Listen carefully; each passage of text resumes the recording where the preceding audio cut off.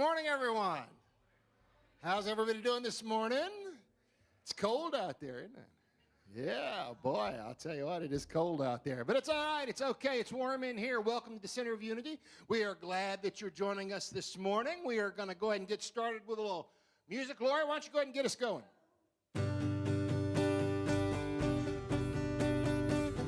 You think I'm jumping around because I'm excited, but I'm just staying warm up here.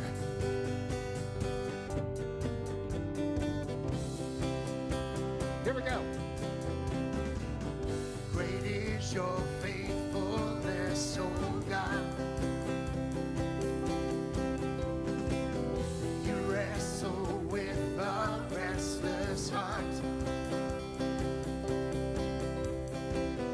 You lead us by still waters into mercy.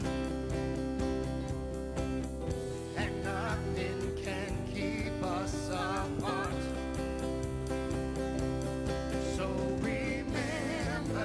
Your people, remember your children, remember your promise, oh God.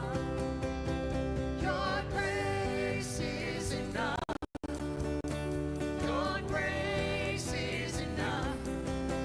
Your grace is enough for me.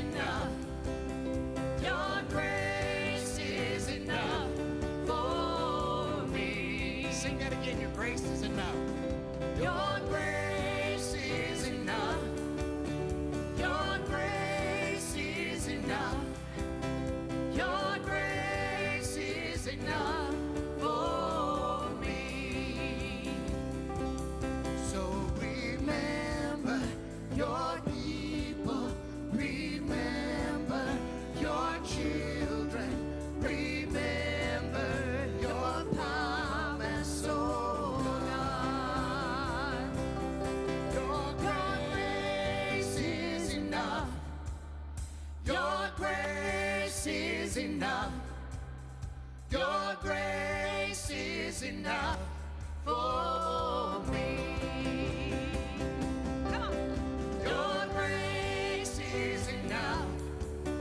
Your grace is enough. 'Cause your grace is enough for me. It's enough for me.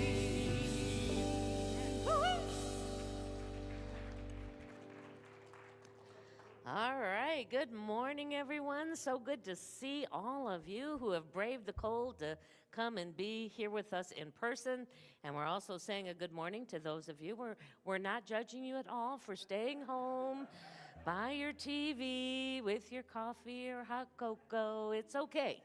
We're glad you're here with us, and we're grateful to have this time, this opportunity to connect not only mind to mind, but heart to heart and soul to soul.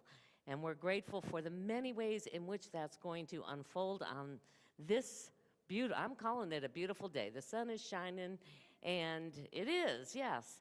And we're going to continue on. We're going to sing. Oh, no, I got to do, wait. Sorry, I forgot. I got to do this thing about welcoming people who might be with us for the first time. We're especially grateful you're here, and we would love to connect with you. For those in person, there's a little card that you'll see in front of you, a Connect card. We invite you to fill that out, and you can drop it here in the offertory basket when we come to that part of the service, or there's another box at the back to allow us to continue to stay connected and make you aware of all the many different activities that we have going on here beyond Sunday. Those watching at home, you can go to our website, centerofunity.org, to the Connect page and fill that out there. And when you do, you can sign up for our weekly e-news, and that'll let you know everything that's happening, because there's a lot going on as we start this new year of 2025. Our purpose, the evolutionary purpose that we hold in our hearts, that we hold in our minds, that we hold as our guiding principle, is something that we've been seeking to embody and to really keep at the forefront of our awareness as we move through the activities of this ministry. And I invite you this morning to once again affirm it with me together. Transforming lives and inspiring people to make a positive difference in the world. All right, now I'm done. Now we can sing again. So in the Gospels, there's a story that talks about Lazarus.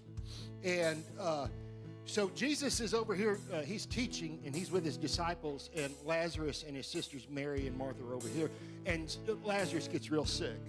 And so they send word to Jesus and said, Lazarus is really, really sick. We need you to come now. And Jesus said, okay, I'll be there. And he stayed there another 2 days where he was, and then after those 2 days, he told his disciples, said, come on, we're going to Judea. Lazarus is sleeping. We're going to go wake him up. And so when they get there, which is another 2-day trip, they get there, and Mary and Martha, they run out and they say, oh, Jesus, if you had only been here, Lazarus would still be alive. He's dead.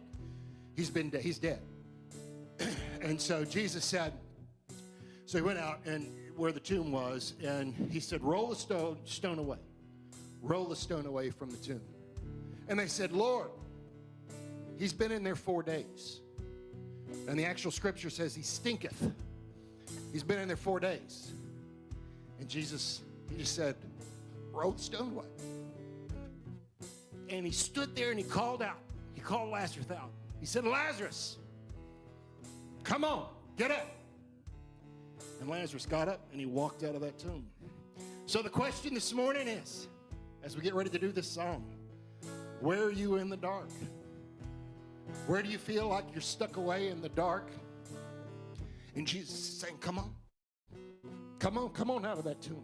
Where do you feel like that is? For me, this whole year for me is going to be wake up. It's all about waking up. It's all about coming out the tomb and waking up. We're going to do this song together. Let's do it.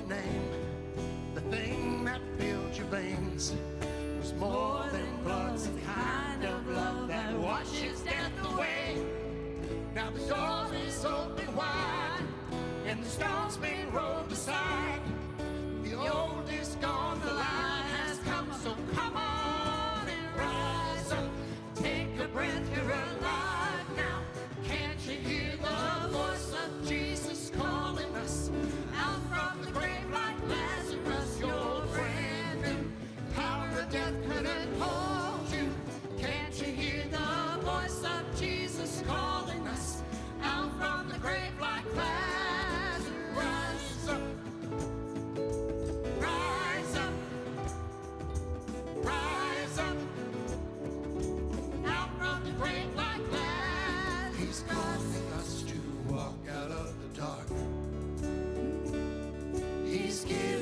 us new resurrected hearts. Oh, he's calling us to walk out of the dark. Yeah, he's giving us new resurrected hearts. So come on and rise up, take a breath, you're alive now. Can't you hear the voice of Jesus calling us out from the grave like Lazarus? You're brand new. Power of death couldn't hold you. Can't you hear the voice of Jesus calling us out from the grave like Lazarus? Rise up, rise up, rise up, out from the grave like Lazarus. Rise up, rise up. Oh, he's calling out from the grave like Lazarus.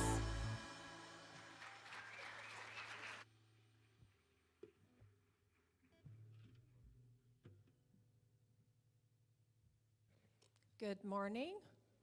I'm Elaine. This is Sue. We're members of your care team. And we will be here after the service to be available to you in the room to our left, our left, to pray with you for any needs that you may have. The word for today is inspired. My words and actions inspire others. Today, I reflect on the clear vision, powerful words, and courageous actions of leaders such as Reverend Dr. Martin Luther King, Jr. I appreciate how one person's example can inspire so many others to move beyond thoughts of limitation and focus on the possibilities for good that are always present. Inspiration can be thought of as the breath of God. I, like all people, am made in the image and likeness of the divine. I give thanks for people I have known whose vibrant faith and love, even in the most challenging circumstances, have inspired me. Guided by my divine gifts of imagination and zest, I join those building a world where each person lives freely and with joy. Then the Lord God formed man from the dust of the ground and breathed into his nostrils the breath of life, and the man became a living being. And I'd like to add woman too. That's from Genesis 2, verse 7. So as we have our healing prayer today, I would just invite you to take a moment as we just fully center into this time, to this space, and to this opportunity to hold all who have requested prayer for us, both in this box, those that we get through our website, those that you might be holding in your own hearts and minds, and certainly we hold the entire country and world in this time where we see clearly God's presence in the midst of it all. Whether it be physical healing, emotional, spiritual, financial, the presence of God is in the midst. And as we stand in that truth, it outpictures into the arena where we can see and feel and celebrate it. So as we take a deep breath, we just let that breath infuse our own clear vision. And as we let that breath go, we let that energy of God's light and love express in through us, as us, and out into this room, and ultimately into that space, everywhere present in this now moment. We are grateful for the ways in which we know, in deeper ways, that presence of love in each person, that divine identity of each person. And in our own understanding, in our own embodiment of that, we offer ourselves as a channel for healing. And so it is, and so we allow it to be. Amen. And I just invite you during this little prelude that we have each time, today I'm going to give you an image. Imagine now that you are this fountain of love, and just let that fountain of love emerge and flow in, through, and out of you. And if you're one of those people who could use a little healing, extra healing energy today, just receive it. Just allow all the love that's in this room to breathe into your being. All right. Thank you, Bob.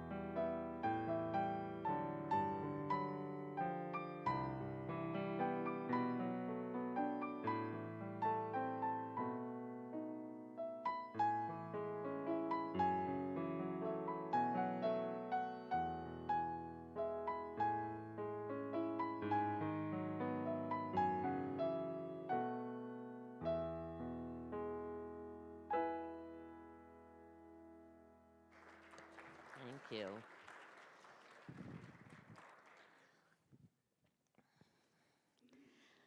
So just by a show of hands, or if you're watching online, you can just put a little thumbs up in the comment section. How many of you were raised with the concept of original sin? And this is how I'm going to describe it. Now, they already raised in their hands the doctrine that because of our original disobedient parents, Adam and Eve, that our innate nature is sinful, incapable of reconciliation with God except through Jesus. That is the traditional Christian theology that has certainly been active in this country's forming and for eons now throughout the history of Christianity. That core theology was not part of the teachings of Jesus. Jesus never said, you guys are unsavable, except if I'm going to choose to save you. Rather, it was one that was developed 300 years after his death by Augustine of Hippo. It was developed as a way to answer to the growing Gnostic movement of the time that understood that they were divine and they were working on enhancing that divinity in order to be able to make welcome that energy, that ability to demonstrate just as Jesus had done, to understand and to develop their own divine nature. If you've been brought up with these traditional beliefs, as I was in the Presbyterian Church, in fact, they still say it every Sunday today, we're like miserable, sinners, of the world, and that's how they start their prayers. We're not worthy, we're not okay, but please, please God, please Jesus, come and help us. That metaphysical window with that understanding, we talked last week about it, and if you missed last week, I encourage you to just go get some of that foundational metaphysical understanding, because I spent a lot more time on that.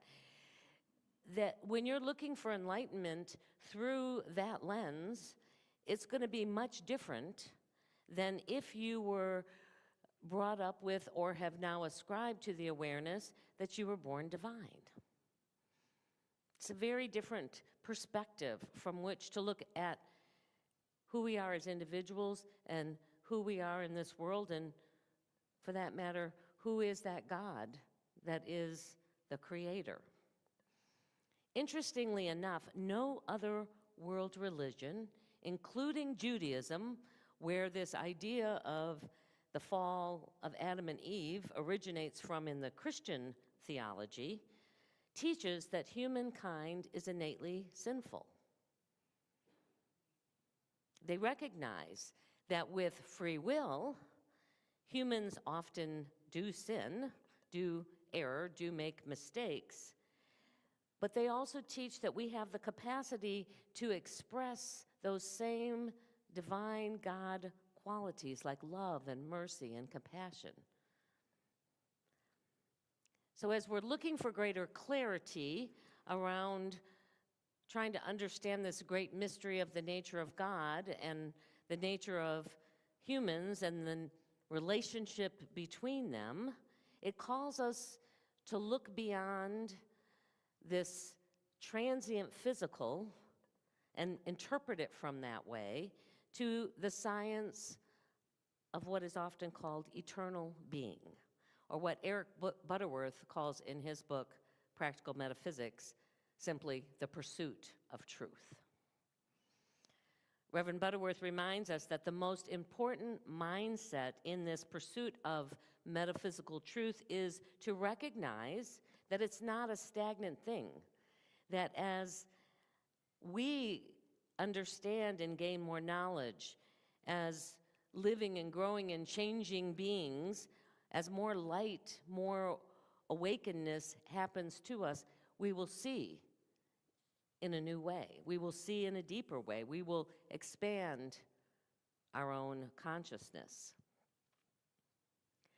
We're told in Genesis 1:27, and I didn't realize we were going to be using that as our scripture this morning in the Daily Word, and you can say it a lot of ways, but this is God created man and women, humankind, in his or her or its image. The principle is stated in different ways by most religions, but it has historically been interpreted to mean that God must have the same physical and emotional features as us, just in greater ways. It's that perspective that shaped the writers of the Old Testament, where at times God shows up as angry or jealous, or sometimes just downright mean, it seems like, in their literal interpretation of this ancient creation story. This is what, God looks like for us. It's that bearded, long-haired, we hope most of the time wise creator that's somewhere out there beyond the horizons that we haven't quite explored yet.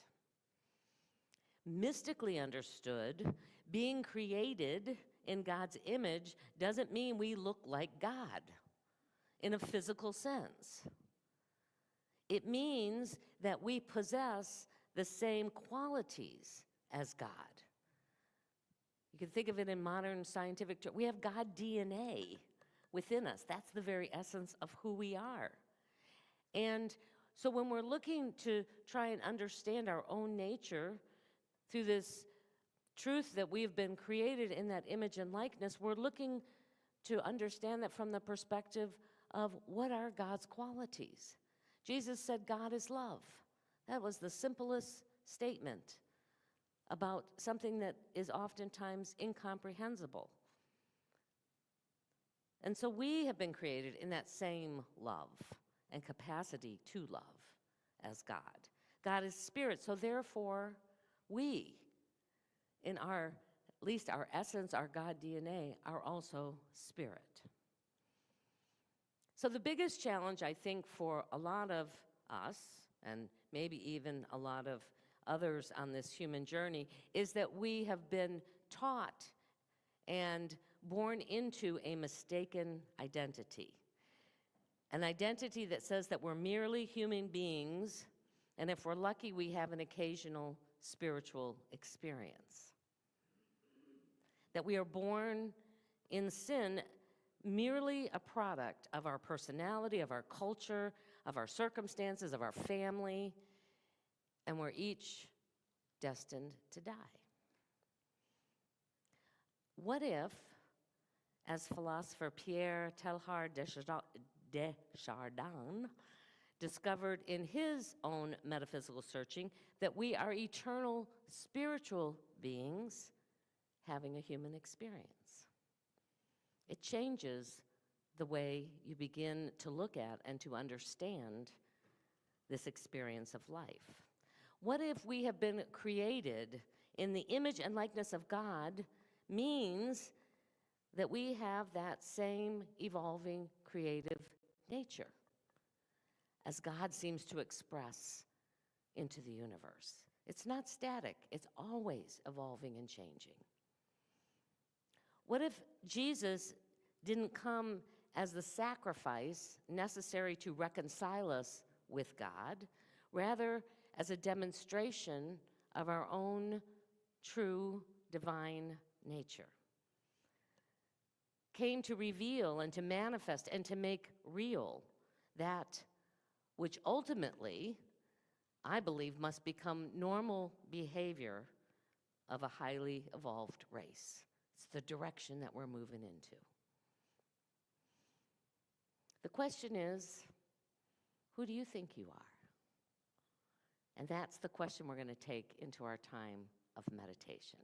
So if you would be willing to join me as we just redirect our focus inward once again. It might help if you close your eyes, or if you're more comfortable, just focus on some point in the room so that you can let go of all the outer stimuli and just be present to what's arising through your thoughts, through your emotions, through your intuition in this time of quiet reflection. So as you take a deep breath in, knowing that every time you are attentive to the breath as it moves in and out of the body, you are attentive to this present moment. And that's always where God is found, is in the present moment, not in our past, not somewhere out there in the future, but in this eternal now. And as you just continue to breathe naturally and normally, and using that gift, that power of imagination that is part of our DNA, picture that there is a mirror in front of you that you're gazing into. And as you gaze at this reflection of yourself, with an open heart and mind, simply ask the question, who do you think you are? See if you can look past all the human descriptions of the roles that you play in this life, the way others might describe you, beyond all of that. Who do you think you are?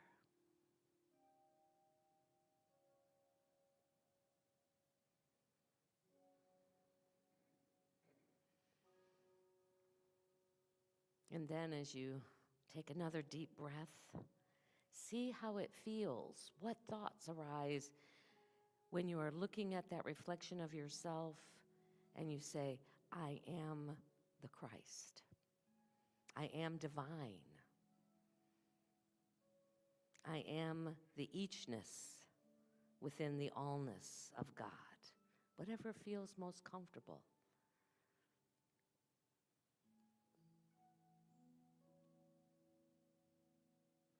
Does it lift you up? Does it make you doubt? Do you hear all the arguments about why that might not be a true statement for you, based on what you've done or not done in your journey of this life?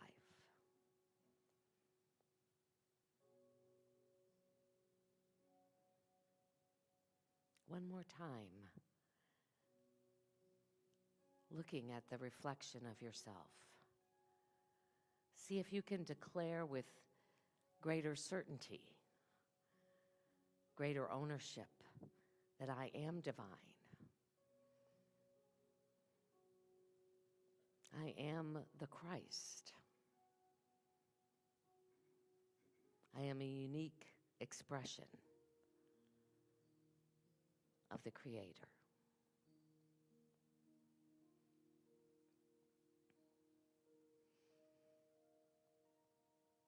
One more deep breath just to bring your attention back to this time and to this space.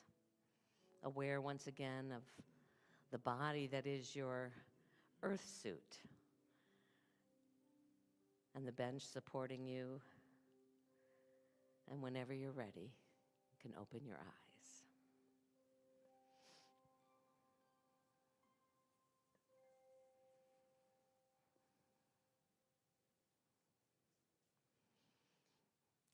So I'm inviting you this week because, nothing happens unless we begin to practice it.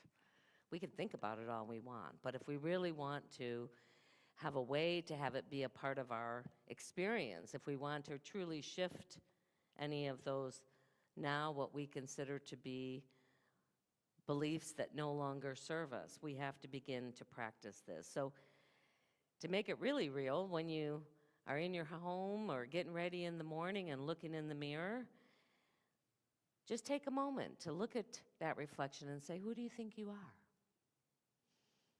And, if you can, be willing to also declare to that reflection of yourself some version of your own true identity, which is divine. You may need to clean your window a little bit. You may need to recognize and release some of those old unconscious beliefs that cloud your ability to see beyond this flawed human experience. But ultimately, it's there to support you in continuing to awaken to God's love, the peace that brings. And to recognize that it's not something we need to strive. We don't have to become more spiritual.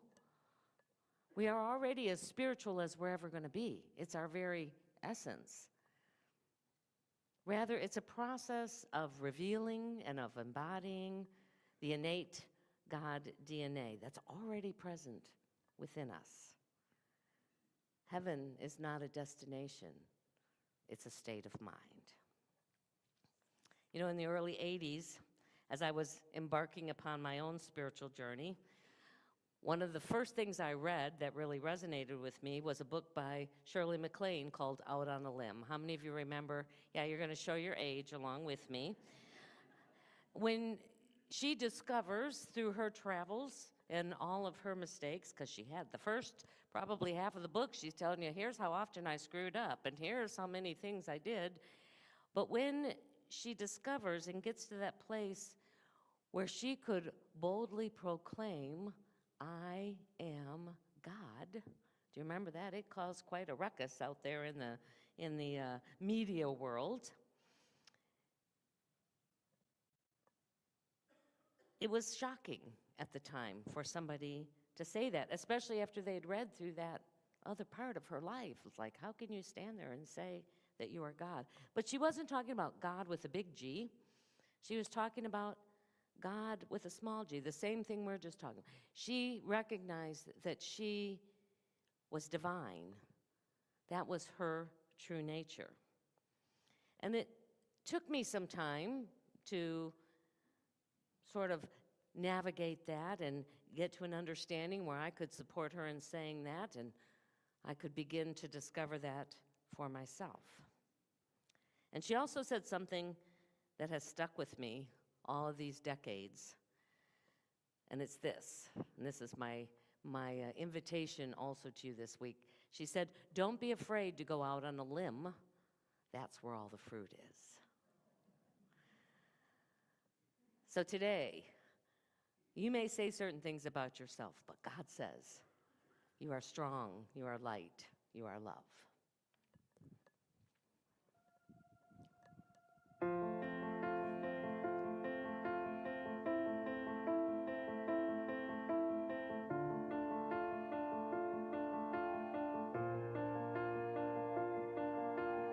I keep fighting voices in my mind that say I'm not enough.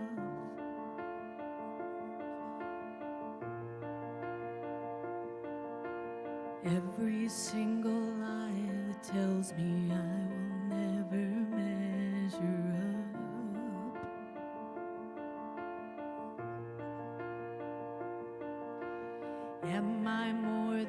just the sum of every high and every low.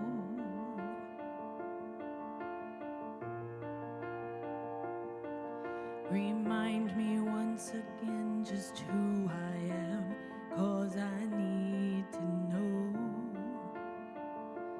Who are you? Say I am loved when I can't feel a thing. You say I am strong when I think I am weak. You say I am held when I have fallen short.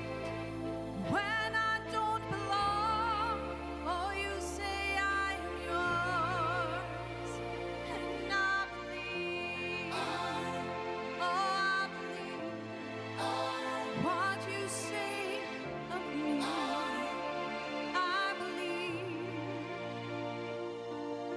the only thing that matters now is everything you think of me.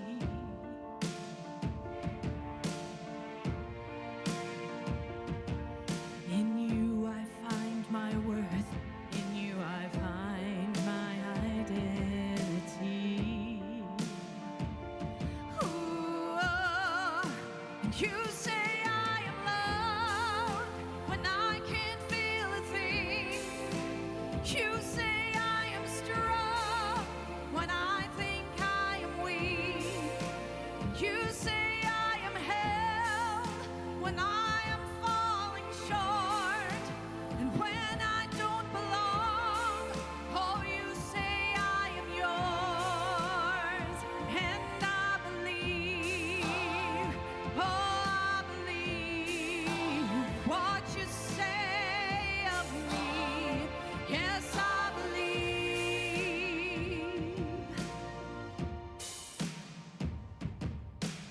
Taking all I have, now I'm laying it at your feet.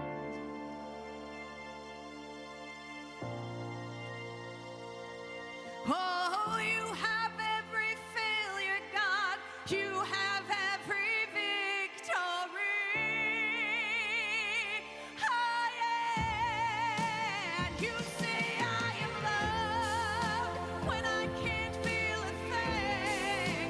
And you say I am strong when I think I am weak.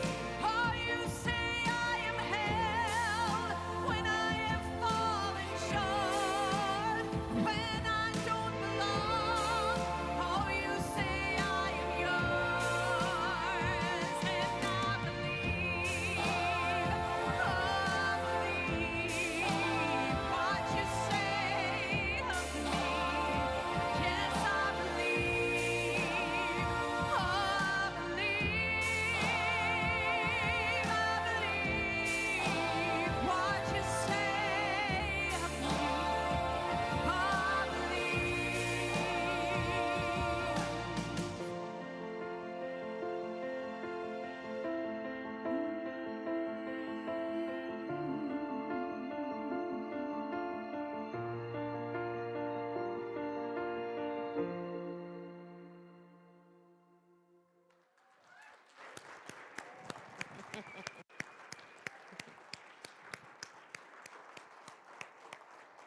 Yes, Noel will make you believe.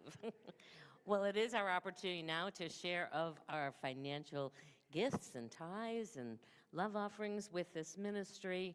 In just a few moments, the ushers are going to invite you to come up row by row, where you can place, if you're offering a gift today, in the large basket, and then receive an affirmation. And even if you give electronically, or this is not your Sunday to share, we want you to be in that flow of giving and receiving. You can simply place some energy over the basket and visualizing that flow going in and out, or there's little cards that you can put in there to signify that you give electronically.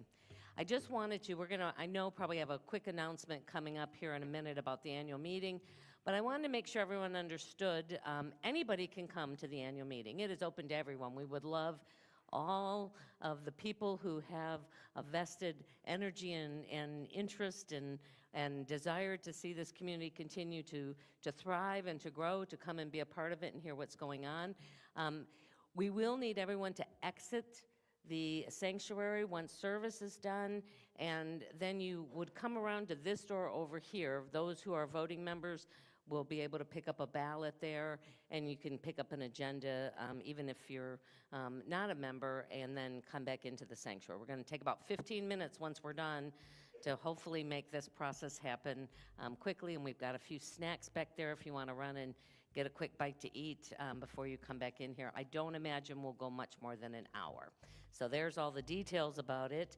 And now let us take what we offer to this ministry into our hands and into our hearts and bless it. Together, divine love, through me, blesses and multiplies all that I have, all that I give, and all that I receive. Thank you, Father, Mother, God.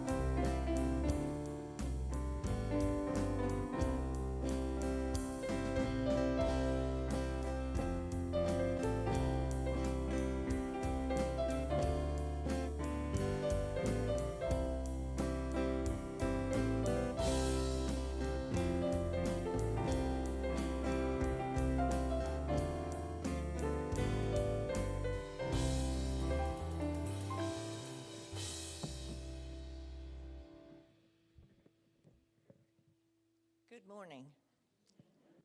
I'm Norma, and I'm here this morning to share with you a story of transformation. Who I thought I was. And I experienced Reverend Linda's quantum living process, a different way to think about myself now. And I'm going to share with you a story that's a little embarrassing.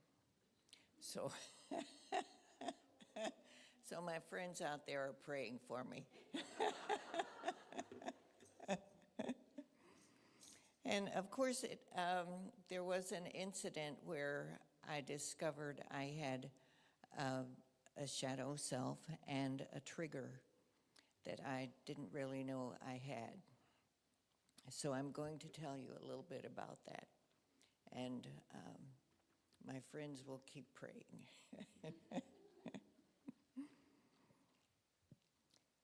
I was in a family event with a family member. Of course, it was a family member. They're the ones that always push your buttons. And it was not a pretty scene. He was, it was in the height of a political season, and we kind of stand on opposite sides of the fence there. And he was actually becoming enraged, speaking to me about how I was wrong and he was right. So I'm just enduring that. I'm thinking, in my head, I'm thinking, calm and non-responsive. Calm and non-responsive. And then suddenly my calm and responsive just evaporated. He was yelling at me. He was really speaking in a red-faced, loud voice, and I just kind of exploded, and I just yelled at him in a loud voice and a red face. I said, "Stop it, stop it." And he did not. So I yelled again, "Get out," and surprised myself, and I must have surprised him too, because he kind of sobered up from his red-faced, loud ranting and raging. And then he tried to explain his foul mood. Well, I was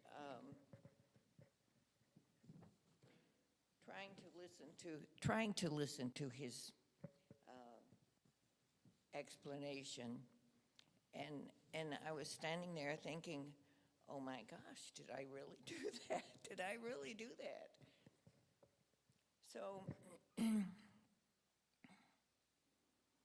we eventually apologized to each other and went on about the day. So I shared that story in the quantum living class.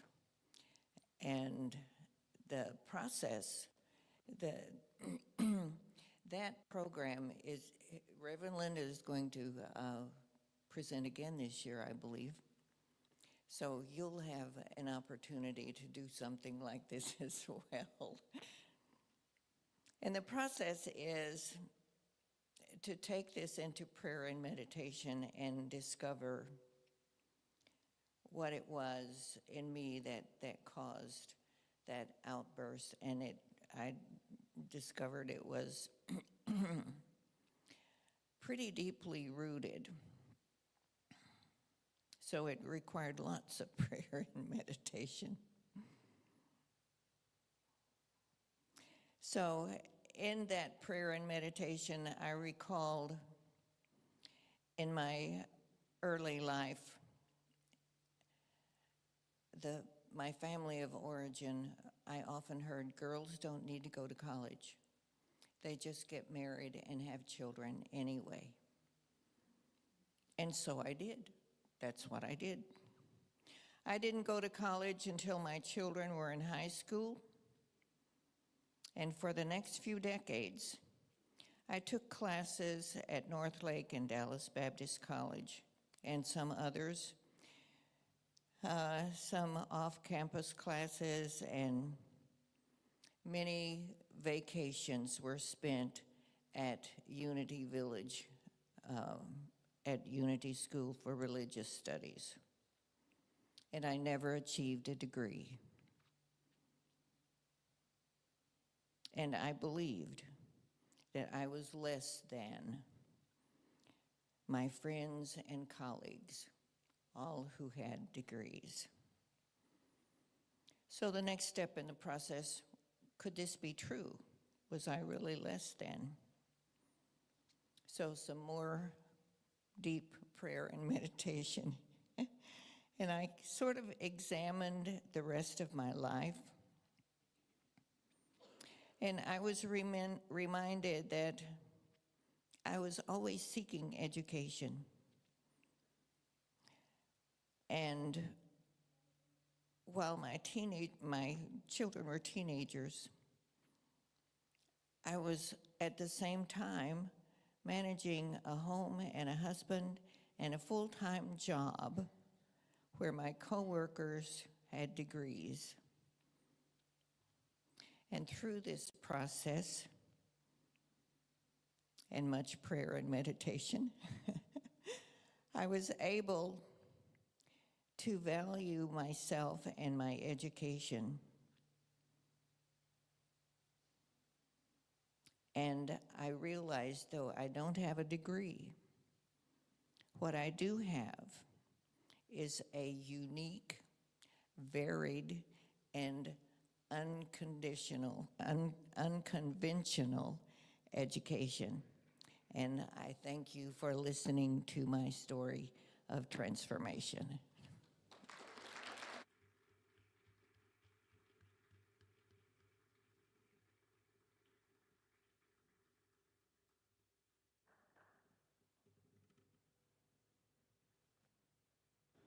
Here's what's coming up at Center of Unity.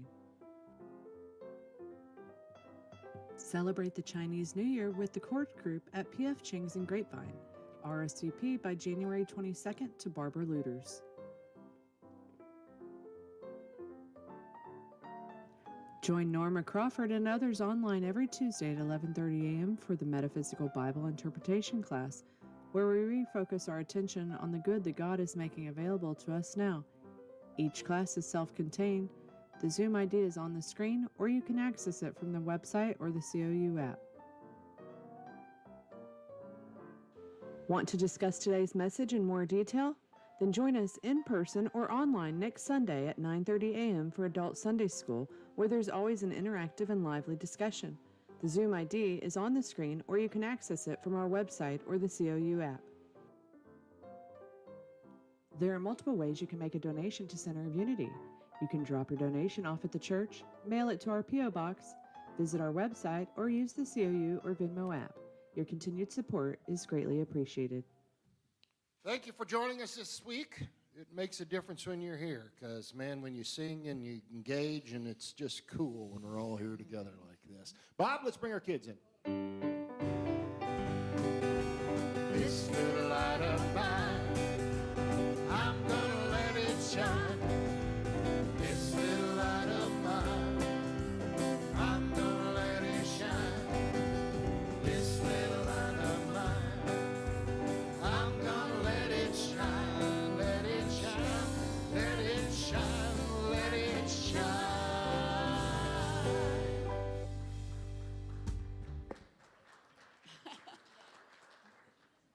That we'll have I'll mention, we will have child care for the youngins, for those who want to stay for the annual meeting available. So just so our parents know that. Brigitte will be back there with them. All right, good morning, everyone. This is our third week of the Wizard of Oz, and in today's episode, the house had landed on the witch, and the Munchkins are celebrating Dorothy, and they're going to tell you what they learned. Today we painted a rainbow for a promise that we're keeping for ourselves that we're going to do. Today we watched The Wizard of Oz. All right. Today we watched The Wizard of Oz and we reviewed what all the characters mean. Dorothy means, represents us as, or we wish to be. The Munchkins represents our negative thoughts of ourselves as putting ourselves down to be smaller. And I believe it was Toto represents faith and Galinda represents good.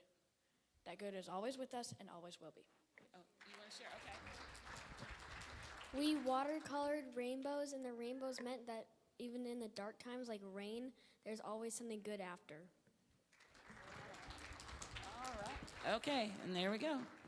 All right, so let's go ahead and stand up together. Let's join hands and we'll do our peace song.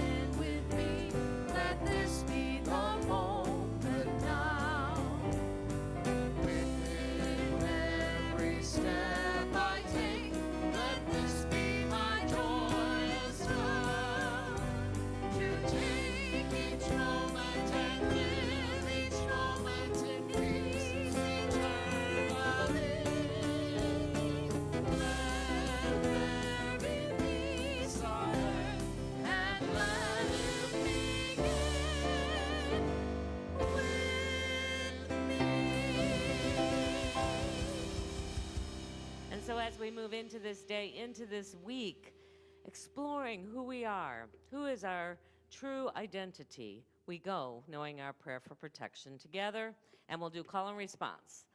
The light of God surrounds us. I am the light of God. The love of God enfolds us. I am the love of God. The power of God protects us. I am the power of God. The presence of God watches over us. Together, wherever we are, God is, and all is well. Okay. All right. Grab this.